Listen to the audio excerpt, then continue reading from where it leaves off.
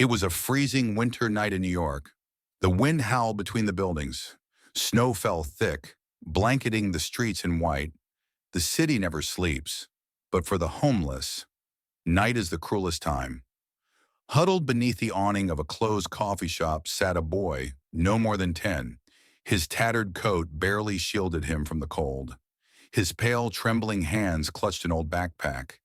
His name was Eli, orphaned at 7. Since then, he'd survived on scraps of pity or the harshness of indifferent eyes. Inside his backpack, a few crumbs, a crumpled comic book, and a faded photo of his mother smiling. A smile he feared he'd someday forget. At that same moment, a man stepped out of the train station. He wore a faded military uniform, walked with a limp, and carried a heavy duffel bag. His name was Jack Turner, a Marine veteran who just returned after 8 long years of deployment in the Middle East. Jack had lost his closest friend in battle. He came back with scars, not just on his body, but deep within his soul. And then he saw Eli. The boy's eyes met his, cold but not lifeless, fragile yet fierce. In that fleeting second, it was as if the entire world disappeared and only the two of them remained. Without a word, Jack approached. He sat down beside the boy and gently asked, "Have you eaten?" Eli shook his head. He didn't lie. He didn't beg. Jack took him to a nearby diner. He ordered a hot chocolate and a grilled cheese sandwich. Eli looked at the food like he couldn't believe it was real. He ate slowly, eyes never leaving Jack. Amid the soft clinks of dishes and the quiet hum of the night, a story unfolded. Not one of complaints, but of broken pieces that life had scattered. That night, Jack didn't take Eli back to the street.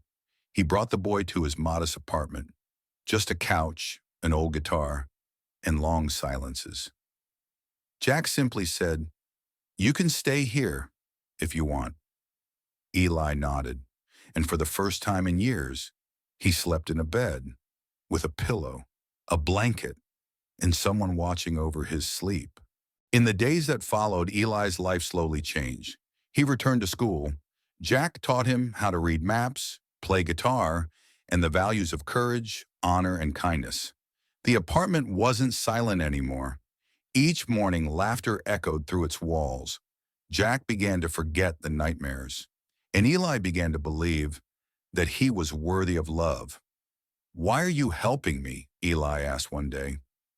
Jack replied, "Because I used to be a kid like you, and someone once helped me stand up again. Now, it's my turn." 5 years passed. Eli became one of the top students in the state. He loved biology. He loved helping other kids. He often volunteered at hospitals, cleaning, organizing, learning from nurses. He dreamed of becoming a doctor, not for fame, but to give back the kindness he once received. 10 years later, at a graduation ceremony, Eli, now a pediatric resident, stepped onto the stage. The hall fell completely silent. He told a story about a winter night, a soldier, a cup of hot chocolate, and a home that saved his life. The crowd was speechless. Then thunderous applause filled the room, and in the front row sat Jack, his hair now silver, his eyes filled with tears. He smiled quietly, proudly. Kindness, it doesn't have to be grand. Sometimes it's a look, a simple question, a presence at the right time. Forgiveness is not weakness, but the strength to love, even when you're still healing. And sometimes, just one small act of kindness can be the miracle that changes a life.